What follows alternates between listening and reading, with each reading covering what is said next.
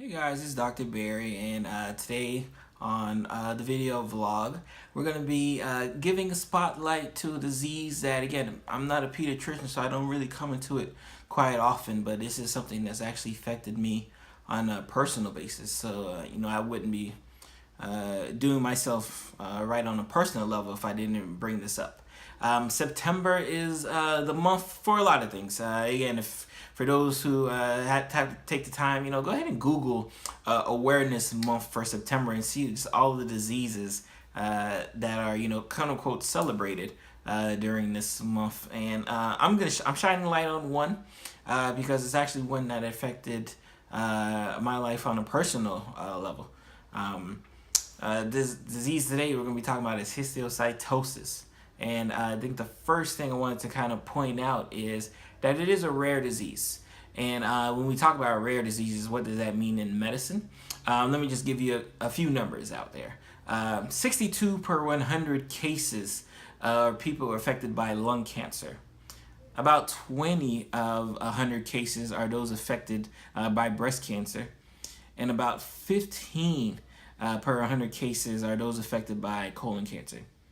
Now, I just named the three most common cancers in the United States on an incidence basis per year. So just to kind of give you a baseline of where we're going when we start talking about rare diseases. And when we're referring to histiocytosis, the numbers are, definitely much more drastic in terms of the severity of it. In histiocytosis, just from a common aspect, it affects about 1 to 2 children per 200,000 cases. So we can already see that start drop off in the number of cases affected by it. And when we even delve down those numbers a little bit deeper, specifically when we're talking about newborns or infants, that number goes up to like 1 per 1 million cases on a year-round basis. So again, we're talking about a disease that, again, does not get much, media play per se, because it doesn't happen as often. But I think, being, an osteopathic physician, and one of our initial covenants is that a person is not a disease. A person is a person normal who is afflicted by said disease. So again, I think we'd have to, really think about that when we start thinking about disorders and thinking about the rareness of disorders. I think a great telling factor is and those who may be familiar with it, was the ALS Ice Bucket Challenge.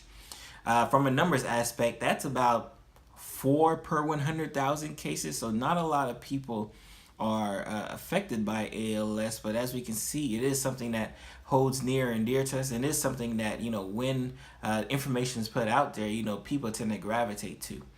Unfortunately, in our society, when it comes to media, when it comes to research, and specifically when it comes to research dollars, the ones that are on TV the most are the ones that are going to get the most money. So again, when you see that, for example, next month we're going to go into October, and pretty much everyone's going to be talking about breast cancer. So, and because everyone's going to be talking about breast cancer, what's going to happen? Everyone's going to be donating to breast cancer societies, which I'm not saying they shouldn't. I'm not saying they don't deserve it, but I'm just saying there's a time where we do have to look and, keep our eye on a lot of these disorders. So I think, from the platform I'm standing in now, I think, it's, if I can, bring some light out to histiocytosis, I'll do so. And I won't go into the details as far as the disease course in this video. I'll actually write this in the blog post. It will be found in the blog post just to kind of give you an idea. But it definitely wanted to make sure, I put a personal touch to this blog post, because again, this is something that affected me on a personal level. I actually had my nephew that was affected by the disease at a very young age, and it's definitely something that allowed me to kind of keep an eye out open just a little bit more, which I think should occur when something like that affects you on a personal basis. So again, take a look at today's blog post, read it. Don't go run into your pediatrician thinking, hey, does my kid have disease?